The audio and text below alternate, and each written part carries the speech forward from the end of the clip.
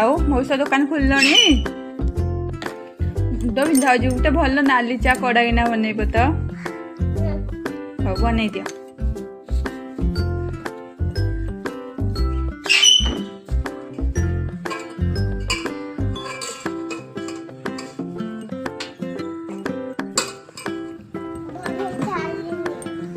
हो दियो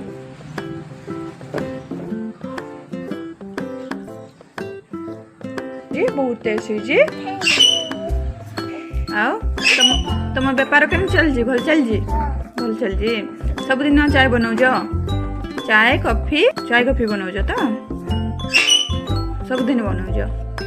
घरटा पाखरे भल रोजगार हो दिन को केते रोजगार हो भल बेपार हो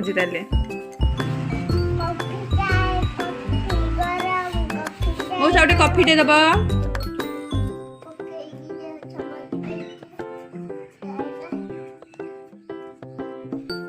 स्ट्रॉन्ग कॉफी बनै तो स्ट्रॉन्ग कॉफी बनै तो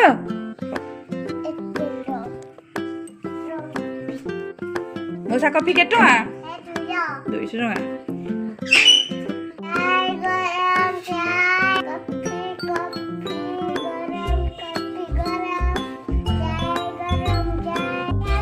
गोटे लेमन टी दे दियो लेमन टी के टका की 200 टका हो दियो